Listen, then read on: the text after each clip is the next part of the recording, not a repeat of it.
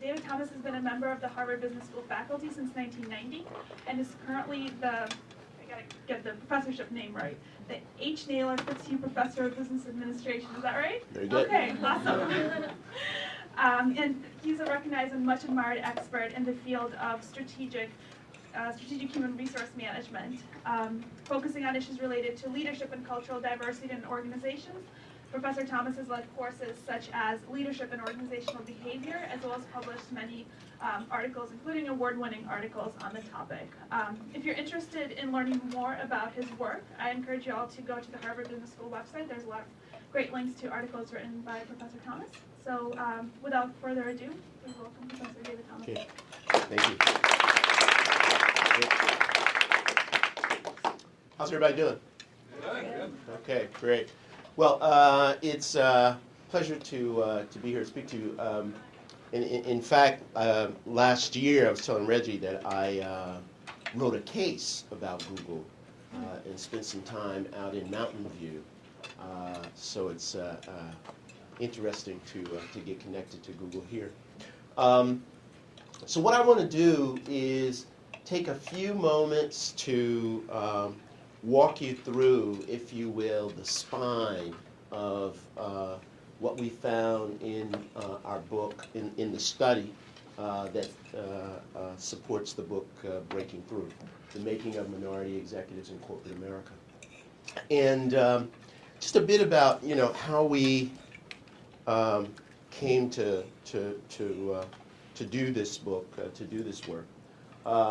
And up until the point that we did this study, people often talked about something called the glass ceiling, right? And this observation that if you looked at the numbers of what the term we use is minorities or people of color who had fed the pipeline to corporate America, and then you looked at the top of corporations, they're sort of they're disproportionately absent, right? Missing. And what people tended to do from that was to look at whites, primarily men, who had made it to the top, and then make guesses about, sort of what was lacking for minorities who hadn't made it. What we hadn't done, though, was to look at the people who had broken through the glass ceiling in a comparative way with, their white counterparts, as well as minorities who had plateaued somewhere in middle management. And that's what we attempt to do in this study. Now, the simplest way to think about or to organize the findings of this work is, one, what we call race and the structure of opportunity. What do I mean by that? Well, it's, if you meet two people, right, who've made it to the same point in a large organization or a corporation, but one is a person of color and one is white, but now they're at the same place, so structurally they're equivalent. Did race make a difference in the experience of them moving to that position? And the image that most comes to mind for me on this is one company where we study. You walk onto the 10th floor, which is the executive floor. You look into the corner, and you see three offices. In the middle, there's a large office, well appointed, and then on each side there are two offices that are slightly smaller, equally well appointed. Now, the two people who occupy those offices both were, at that time, were running half of the company and rumored to be in a horse race to be CEO. They had each come from middle-class families, college-educated parents who had not been in corporate America. Both were athletes. They went to large research-oriented Midwestern universities. You could just go down the line, and they were structural equivalents, if you will, except one was black and one was white. And what we did in our study was identify these kinds of pairings and compare their experiences in moving up through their career. And so, and then to the extent you find differences, is there a minority success pattern? Meaning, are there some things that differentiate for people of color the likelihood that they'll be able to be successful, or that are critical, or that we found to be more critical than they appeared to be for their white counterparts, or that differentiated them from minorities who didn't make it to the executive level? And the enabling role of context. And I'm going to spend most of my time on these first two, and maybe in questions some of the things about context. But what we mean by context is, does the organization make a difference? And where we focused our attention in our study was on a set of organizations that had done better than other organizations in their industries at creating a diverse pipeline of talent. And then, what are the lessons that that we can draw? Now, even though I like standing up in front of an audience and appearing to be a keynote speaker, as you guys can see, I wore my one suit and tie. Even though, having gone to Google, I knew that I would be the only person in the building with a tie. But I'm going to take my coat off, because at the end of the day, I am, as my mother used to remind people when they used to ask her, so, what does David do? My mother wanted me to be a lawyer, and here I was, professor. At that point I was a professor at Penn, and I remember I'm from Kansas City. I'd go back to church with my mother, and her friends would come up, her highly competitive friends whose kids had gone off to be lawyers and doctors, which my mother wanted me to do. I'd say, well, so what does David do? She'd say, oh, he's just a teacher. She was proud of me, but she never quite got over me not being a lawyer. What I want to try to do in this talk is share these findings with the idea that maybe there's something here. It piques a set of interests or reflections. So let's start with structure of opportunity. This is a representative analysis that we did, where essentially what we tried to do was look at the pattern of people moving to the executive suite in terms of how fast they move.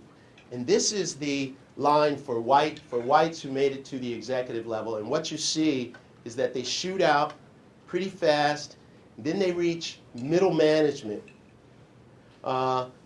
still moving fast to upper management, and then the line flattens fairly significantly. You can't necessarily see it, but the slope becomes significantly different.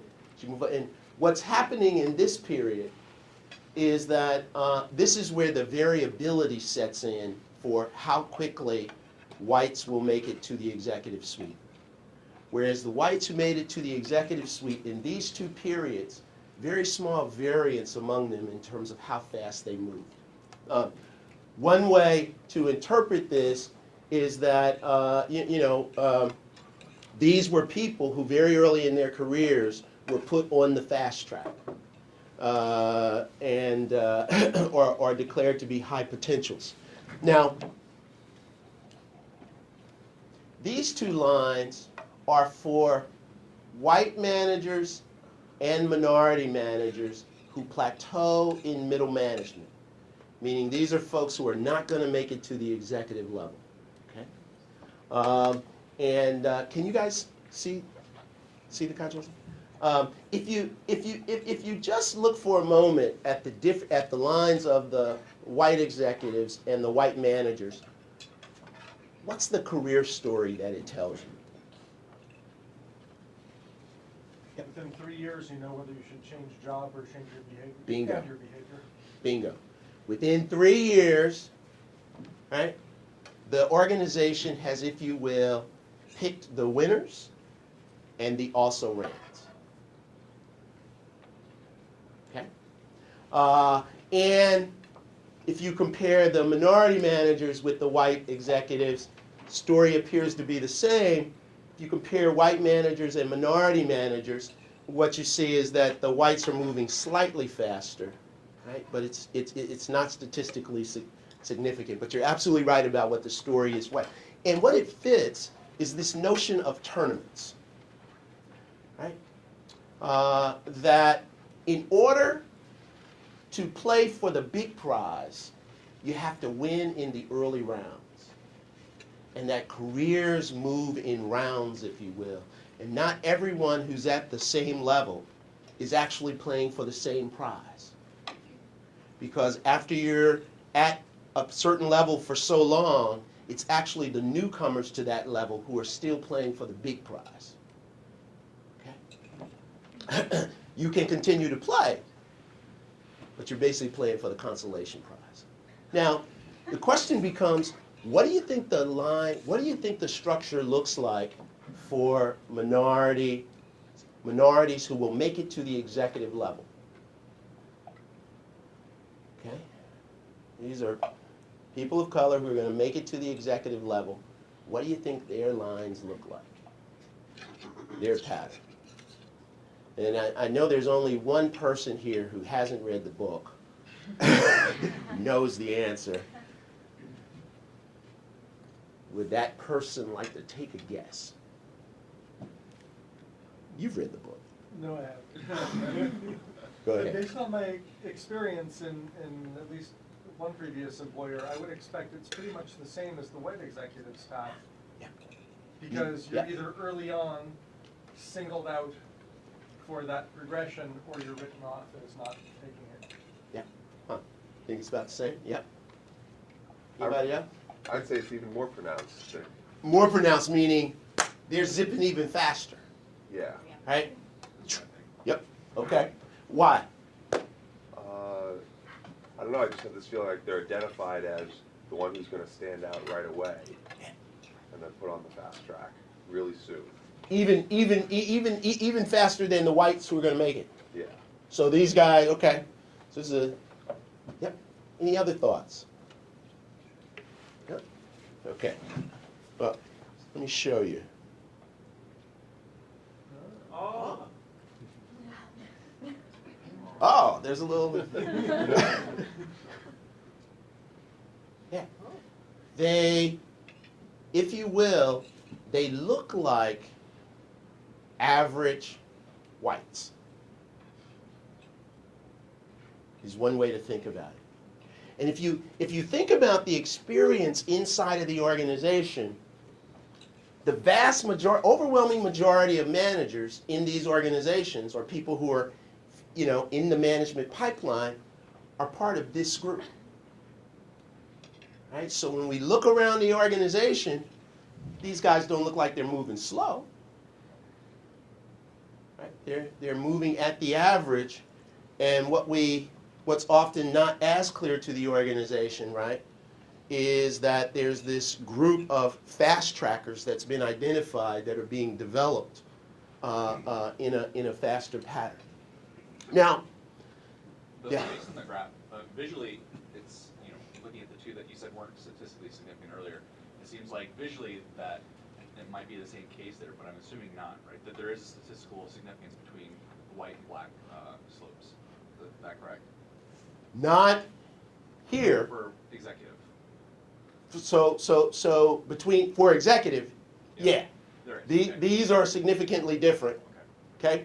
Now, what this graph doesn't show is that this slope actually moves very fast. Okay. And is actually more steep even than this. Okay. So once they get here, slope changes, and then you'll notice, right, they move fast to upper middle management, and then their slope flattens. Okay.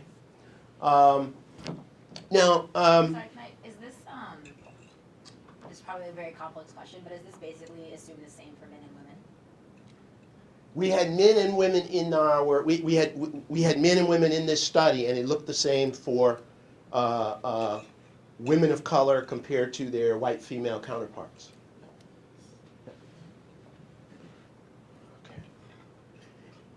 Now, the first company was a company called Acme, which is a large manufacturer. They make a basic product that all of you probably touched their product today. That's how sort of ubiquitous it is. This was a sort of middle-of-the-road technology company. Now, you wouldn't necessarily consider it high-tech. They would consider themselves a technology company. And what you see is the same basic pattern. Whites who are going to make it to the executive level, move off very fast, as they move to the executive level. These are minorities who are going to make it to the executive level. And in this slope, they're actually moving a bit slower than whites who are going to plateau in middle management, but you see the same basic pattern. And these are minorities who are going to plateau in middle management. Excuse me, these are two specific companies that you just made anonymous? Or Yeah, these are two specific companies that we made anonymous. Mm-hmm. Okay? Yep. So, in a previous slide, you said n equals 500 something, but I'm sure that you didn't actually get, 500. Very few of them got to the executive Yeah, level, here's what we did in this. Very few of those got to the executive. Here's what we did in this study and why n equals 550. We looked at the sample of people of minorities who had made it to the executive level, mapped when they had started their career, what kind of backgrounds they had, and then went back in time and got the data for everybody who was still in the company who had started in that same period, so that we could do something called event history analysis, which is at least to business school people, considered to be the best sort of internal labor market kind of mathematical package to apply to these kinds of questions. I see. So that's how you have a significant sample size of top executives. That's how we have a Somebody being significant. the top executive is incredibly rare. Right. Okay. Yeah. You got it. You got it. You got it. If you seem to have the instincts. If you'd like to talk afterwards, we've got openings in the PhD program. Okay. This is another company which was a high-tech company. In the first company, most people started, that was a pure promote from within kind of company. This was a high-tech company where you had people moving, in and out and not starting their careers. But the fundamental finding here is basically you see the same pattern. So you see it across low-tech company, kind of middle-tech company, and across high-tech environment. The difference is in how fast. So this was a heavy tech engineering company where people were likely to spend longer being sort of the equivalent of bench scientists and bench engineers, so they didn't move into middle management as quickly, but still the same pattern. Yeah. Looks to me like as the technology level goes up, the more you get penalized for being a minority. Is that a significant finding, or am I just wow, another piece? Yeah. A couple of things connected to that. One is that these engineering cultures tend to be less oriented consciously around building a management core to run the place, right?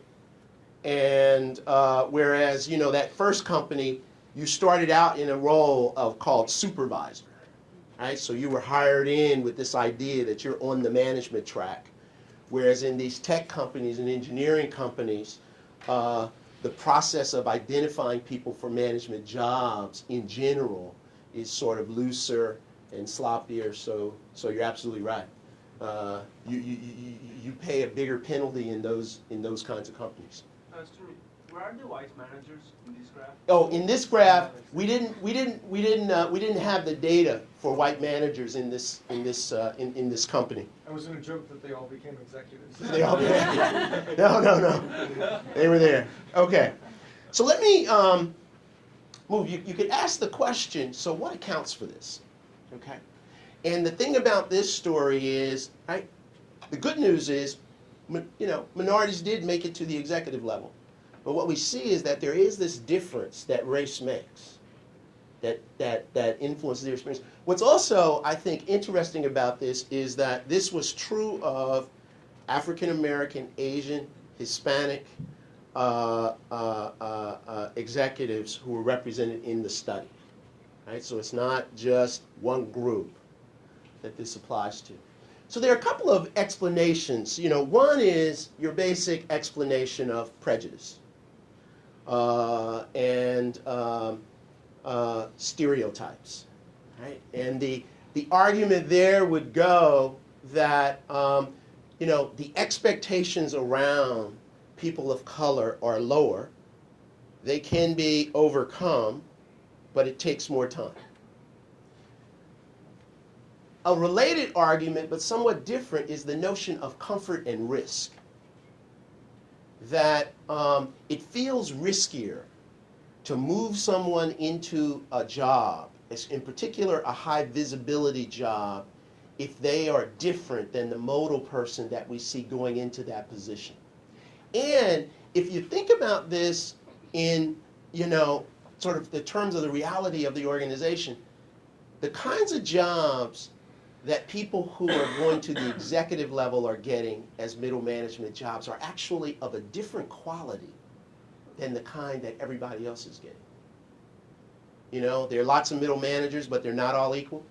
Some middle management jobs are feeding into the upper management and executive ranks, while there are other middle management jobs. They're important, right?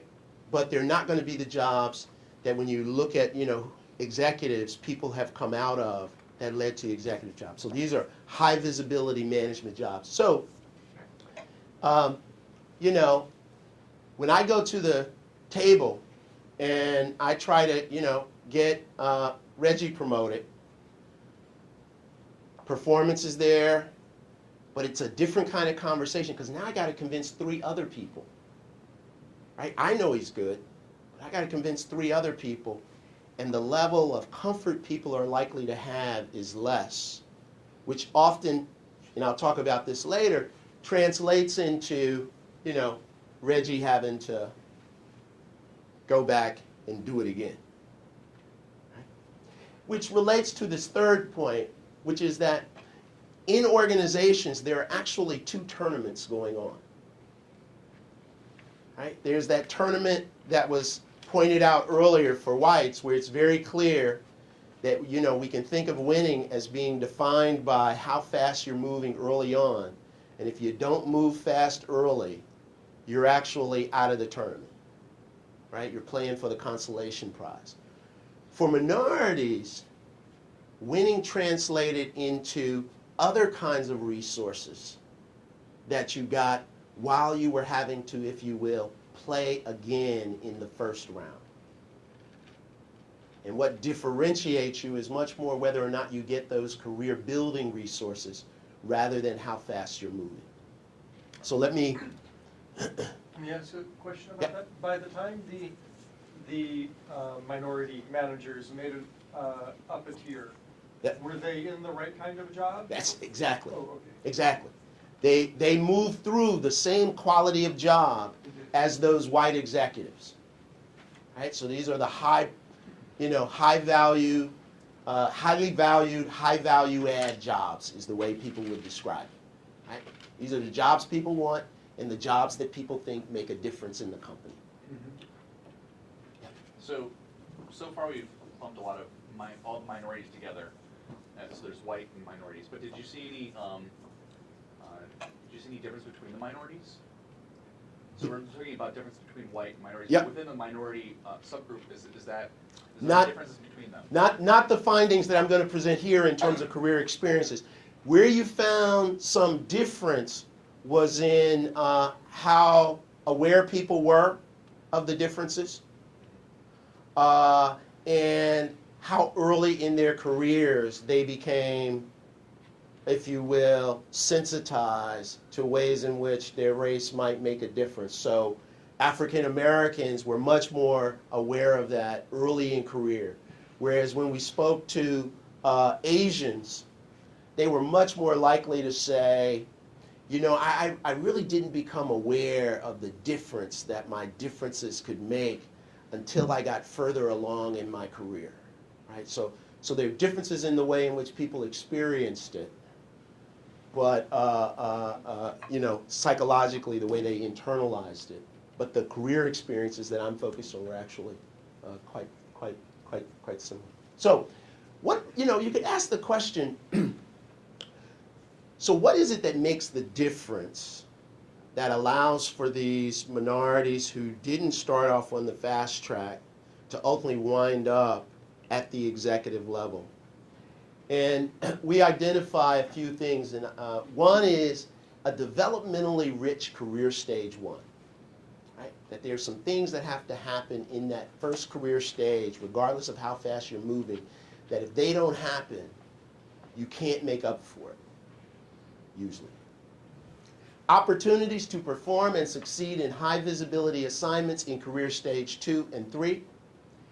Mentoring and sponsorship at each career stage. The organizational context makes a difference, and in each of these companies that we looked at, we found that there was some sense in the organization that the company was asking the question, you know, right, what do we look like at the top, right, of the house? So, thriving despite a slow takeoff. What is this developmentally rich career stage one? Sorry, if you don't mind just asking a question about Yeah. the previous slide. Earlier you mentioned that the enabling context has to do with the organization itself. When you say creation of an enabling context, do you mean that that's something that can be affected once you're already there? Can an enabling context be created, or is that something that has to be a pre-existing condition? I'm saying that enabling context in these companies, they had things in place that created a context that made it easier for people to overcome whatever barriers being different might have posed. Okay? You know, so for example, organizations that are good at developing their talent are much more likely to produce a diverse executive corps than organizations that have a pure Darwinian orientation toward development. You know, cream rises to the top, we don't have to do much to it. Right, and when there's a problem with people, it's the seed, not the soil. Right, we made a false positive. Right, so what are some of the things that we saw for minority executives? Mentors and social networks. Minorities who made it to the executive level reported having more mentors, or what we call developmental relations, in that first period than any other group. Okay? So even though I may not have been moving fast, I could identify people that I thought were being supportive of me in my development. Most critical was their first manager and their manager's manager. And what we also saw with these individuals is that by the time they finished that early career, they didn't just have, one or two mentors. They had developed a pretty broad social network in the organization, a network of support with their peers as well as with subordinates that became critical when they moved to the next stage. Also, there was a pattern of assignment that we saw where had these three characters to it. One is job continuity, challenge, and performance. Job continuity essentially means that these folks didn't move around a lot in that early career. They generally came into a part of the organization and stayed put, didn't move out early, whereas when we looked at minorities who plateaued in middle management, they were much more transient. And we also found this interesting finding that, for a while just totally stumped us, which was minorities who plateaued in middle management reported getting more promotions in the early career period than did minorities who made it to the executive level. So we were like, how could that be? Well, you know how there are promotions in between real changes in responsibility? So the minorities who were plateauing in middle management were getting lots of little promotions, right? They weren't really changing their sphere of responsibility, whereas minority executives got the same number of promotions as whites who made it to the executive level. It just took them longer. But each time they got one, there was a qualitative change in the content of their assignment. So continuity, challenge. Making sure that the work remained challenging. And this is where mentors and those early bosses often became important. Because even though, the person might not be moving fast, the manager or the mentors who knew that person was really good would come back and they would say, well, look, here's what we're going to do. We're going to give you the maximum, hike in pay. So you kind of felt like you were being taken care of on that end, right? And I'm going to change the content of your job so that when I'm not here, you're the boss. Okay? And during that period, they continue to maintain high performance. And the other thing that mentors were good about for some of these individuals was helping them manage the frustration of not being moved. And there were two ways that people were could undermine their likelihood. And that is, I get frustrated and people come to me and they offer me a consolation prize. So they say, hey, Dave, we've got this job over here called engineering staff manager. Now I'm thinking, gee, I'm from Kansas City. My mother wanted me to be a lawyer. Every time she talks to me, she says, what are you doing? Well, now if I tell her I'm a manager, she'll think I'm being more successful, right? Because there's something about that title. But the mentors would often come and say to these guys, don't take that job. It's not a real job, right? As one person told me, he said, my mentor told me that, you never want anything in between engineer and manager. Right? So engineering staff manager, right? There are engineering managers, and there's everything else, right? Because that means you're still in the flow of opportunity. Internalized standards of excellence, meaning by the time these individuals moved to middle management, they had internalized a set of expectations for themselves that were independent of what other people expected. Because oftentimes, what happens with people of color in organizations, and there's lots of literature about this, it happens in schools, is lower expectations. So I expect for you to be good, but not great.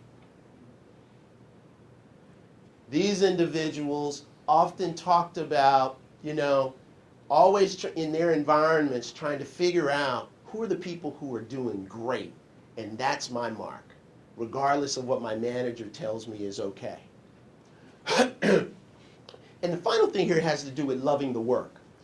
That when we talk to minorities who made it to the executive level about why they chose to be where they were, in terms of where they were starting their careers in these organizations, they most often told us a story about choosing to do that, to do what they were doing because they loved the actual work. Right? So the story about wanting to be an engineer, I grew up tinkering with things, taking things apart. I went into sales. Why? Because sales is about scoring. It sort of pulled for that competitive nature in me. For white executives, the stories about where they started most often had to do with their career ambition. I started in marketing because that's where this organization grew general managers. Similarly with minorities who plateaued in middle management, their stories were often about, I knew where I wanted to end up, so that's why I started where I started. If you think about the difference that loving the work meant, it's that even if you're not moving as fast as you think maybe you should be, when you go back to work the next day, you love what you're doing. So it makes it easier to maintain that level of high performance. Whereas people who are simply playing a career game, right, you get frustrated and getting that engineering staff manager job now sounds better because it makes you feel like you're moving up. A quick question about the mentors and social networks. Let's take a look at all the impact that mentors and social networks from outside of the organization might have on someone's move up the ladder. So somebody who doesn't necessarily have good insight into How the company works? but Yep. it's still an impact on the person. Not only from this study, but a lot of my other research has actually been on mentoring and networks. And what you find is that those external mentors can be very important in terms of helping you manage, if you will, your sort of internal state and making sense of what's going on around you. But as you described, right, they're limited because they're not in your organization. So certain things that they can't do. For example, if all of your close mentors are outside your organization, the likelihood that the information about you that will make people comfortable when they're sitting there making that decision is not in the organization. Because that's about someone knowing you personally, who when they say, well, you know, gee, should we promote Reggie? I don't know, 2 years ago I saw him blow up on a client. Well, if there's nobody there who can talk about what the trek is that now makes them comfortable, that you're not going to blow up again because they're close. So then we all walk out of the room and we say, okay, give him the job. Why? Because, Marion can take care of him. If he is a hothead, we can go to her. But there's nobody we think can help us manage the risk. Right? And management conversations about promotions are often conversations about risk mitigation because nobody's perfect. Right? Especially for the important opportunities. Yeah. Did you find that the mentors were other minorities in the organization? No. Great question. What we found was that for minority executives, they tended to have a heterogeneous network of people they identified as providing them developmental support. So they had whites as well as people who were of their own racial or ethnic background who they considered to be like them. The interesting finding there was that minorities who plateaued in middle management, their networks tended to be homogeneous in one direction or the other. They would have all white networks, and sometimes they would even say, well, my network was all white because basically white people had the power in the organization. Wasn't much minorities could do, we couldn't do much, right? Or they would have networks that would be all other minorities, and the script there was a script about trust and comfort, right? These are the people I really trusted. But what corresponds with being able to move up is actually heterogeneity in that network. Did you get a sense of whether the mentor relationship was mentor selection or candidate selection? Great. Which one was doing the choosing? Great question. In early career, it was more the manager doing the selection at the point of hiring. So what we found, the most frequent pattern we found was that the person who hired me decided they were going to take responsibility for, helping me be successful, and then became more invested. And then, I, reciprocated and became invested. And, the thing to think about here, right, is that, mentor is a term that academics put on relationships after the fact. I mean, most people, most of my mentors, I didn't walk around while it was happening thinking, hey, I'm getting some mentoring. Right? I felt supported is what I felt, right? And I felt some kind of personal connection over time. But it was very clear that many of these early career managers were instrumental in helping these individuals feel like, hey, I could make it here, right? And getting connected. So if you think about this early period, even though people were moving slow, they were developing 3 critical resources that then would propel their careers subsequently. The first is competence or deep grounding. One thing about moving slow is that you become really good at what you do. So when you go to the next job, your competence is unassailable. And what was interesting for many of these people of color, they talked about, executives, they talked about, where I really sort of felt some resentment or handicap of being a person of color was when I got to that first or second important middle management job and I wasn't pulled into the network as quickly. And then they would tell a story oftentimes about how they were able to overcome that. And it was frequently because, I knew the work so well, right? Because I had been the guy who, when the boss was gone, I was running the show. So I knew how to run an engineering group, or I knew how to run a sales team, or how to break down something. Credibility.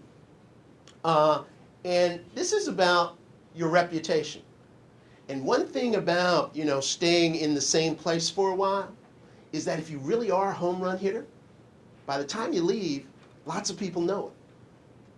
So, what happens when the new boss shows up? Now, this probably doesn't happen at Google, but this happens lots of other places, right? You hear the new boss is coming. What do people do? They hop on the phone and they call other people to try to get the story. Now, if the story comes back, everybody you talk to says home run hitter, right? To the extent people are doubting or people have something in their head like, right? Is this a affirmative action hire where affirmative action gets coded as unqualified? Well, it's coming back. It might be an affirmative action hire, but there's no question about the quality, right? That's about reputation. Likewise, when these people would get in trouble and somebody makes a call to find out, did we make a false positive? And the next thing coming back is, I don't know what the problem is, but I wouldn't start with her because she's good. So maybe some of your other folks have a problem, right? Confidence. This is about developing confidence not just in one's technical skill, but in one's ability to influence what happens to them in the organization. Right?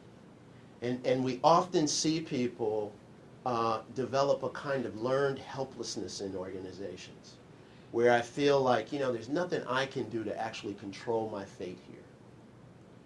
Right? And that's about confidence not just in me, but also in the way I can interact in this organization. And they had developed that in this period that then subsequently propelled them.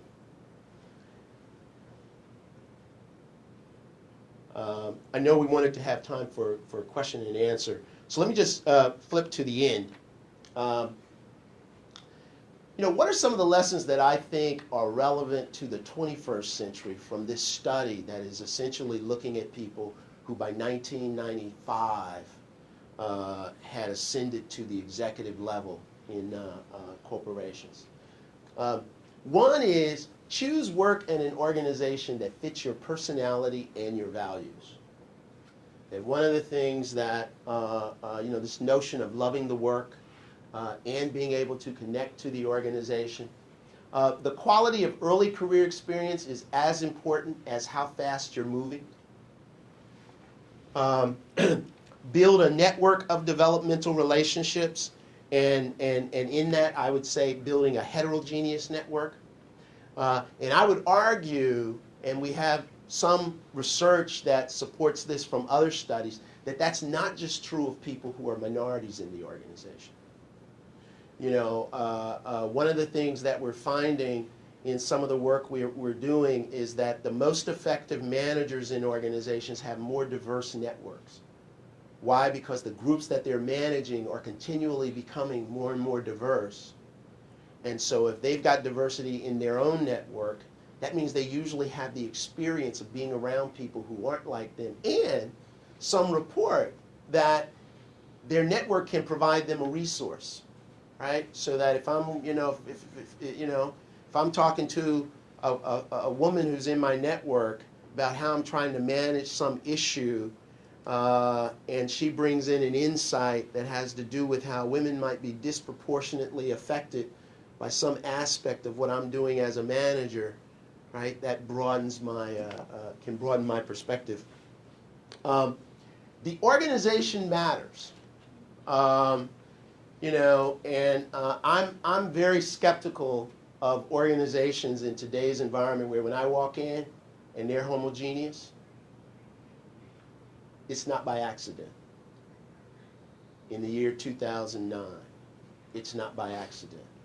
And I think some organizations, homogeneity is in the genes, right? And the best they'll ever have is a kind of, if you will, plantation model, where down here we can have diversity, but not up throughout the organization. Race matters, but it alone does not determine your fate, is a message, I think, to take from this study. The importance of committing and recommitting to excellence. Self-awareness is critical. And it's also important to clarify your goals and your definition of success. In particular, if you do imagine yourself at some point wanting to be an executive, because there's also a price that you have to pay once you move to the executive level in organizations. And you know, being clear, right, that that's what you want to do becomes critical as well. Okay, so I'll stop there. I don't know if we have time for a couple of questions. Okay. Diego? Okay, you were saying that one problem can be that the boss is not willing to take the risk, is not comfortable to promote a minority candidate. Do you feel that there is maybe a cultural background or whatever, so that the candidate has less comfort and risk-taking attitude that can limit his growth? So, you know, some cultures are more, you know, respectful of authorities and don't speak up or whatever. Yep. Do you feel this can be a factor too? Oh, yeah. People oftentimes interpret people whose cultural orientation is much more quiet, respectful of authority, right? That's translated into lack of ambition, perhaps lack of toughness, desire. So certainly that can factor into it. Because, too, the way it factors in is, you know, if I'm worried about putting you in a particular job, I will usually then draw on things in our experience to support that it's legitimate for me to be concerned, right? You know, because I'm not sitting there thinking, boy, this guy's culturally different, I don't want to give him that job. It's not that kind of conscious prejudice operating. So, yeah. I didn't see anything in your conclusions or your analysis that indicated that race was different than gender, cultural heritage, family, problems in family life, perhaps having only one parent, where you came from, perhaps not having good schools. It looks like this is very generally applicable. I think, well, I know that there are significant parallels in terms of gender, because a group at a place called the Center for Creative Leadership replicated a number of the elements of our study in a study looking at women and men. So I know that. You know, I think that you're probably right, but you know, as an academic, I've got to go truth in advertising. This was the phenomena that I was focused on. Yeah. Did you find at all in your studies that mistakes or failures were penalized more heavily in a minority's career, and that maybe had a factor in their speed?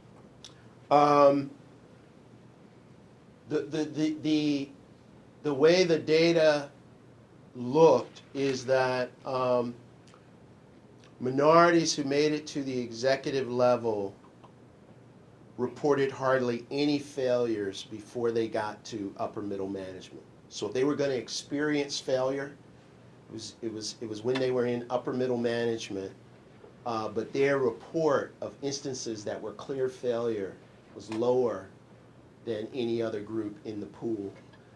And also, one of the things that we did in the study was we didn't just interview the executives themselves. For each executive in our study, we also interviewed a set of people who knew them at different points in their career.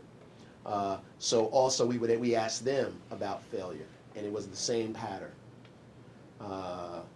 So, you know, it offers at least some suggestion, right, around that. Did you start with the definition of which ethnic groups were minorities, or was that sort of done as a cluster analysis after you started getting data? We started with the definition. Basically, if you looked at the hierarchy of these organizations, they were overwhelmingly white, and so we focused on visible minorities. How do you define diversity in an organization? You know, a lot of organizations talk about either being diverse or Yep. trying to become diverse. Yep. You know, in your study and when you look at factors for success, Yep. how do you decide? How did you determine Okay. the criteria? So, you know, if you think about in this study, right, you know, we clearly say this is about racial minorities, right? So that's the dimension of diversity that we're talking about. But your broader question about how organizations define diversity, it varies. I think diversity is about all of us. And the important thing around diversity is not, you know, in my view, is really the inclusion piece, which is about the kind of culture that we build, right? Even though at various points in time, what we know about our organization may suggest to us that we need to focus on some dimensions more so than others when it comes to thinking about what kind of culture we want in the organization. Right? If I'm only thinking, gee, you know, is my culture appropriate for women and men? Right? I got to think broader about what diversity means in that context. I've seen very few executives stay at one company long enough to follow the path that, Yep. that your study showed. Yep. In fact, most of them didn't even stay a small fraction of that. Yep. That seems to favor the majority, you know, the middle-class white male, on the grounds that the momentum is easier to see on a resume, to carry over from one job to another, but the network building within your job, you can leave behind by going to another, and these new people don't know that everyone trusts you at the old place. So is that an additional handicap, or is something making it up, do you think? Yeah, it's interesting because we've actually done some work subsequent to this study where we were trying to capture this phenomenon. And what you find is that minorities who are making it to the executive level in today's more transient environment, those qualities of the early career and staying put, so they move less than their white counterparts in that early career stage. So I think in today's environment, where white males get penalized less for early mobility, which I think goes to, you know, this point of, right, they don't need as much potentially social capital, right, to get off to a good start early as I think people of color benefit from. The other thing is if you stay in a place for a while and you build a reputation, same thing happens. When people now go call about me, I may not still be at Google, but if I stayed at Google at least 5 years and have a real track record, right, when people call back, dial back in, and I also am likely to build solid relationships with other people who are going to move out of Google, who aren't going to be ambivalent about, right, bringing me along, is the benefit that we find. Thank you, Professor Thomas. Thank you.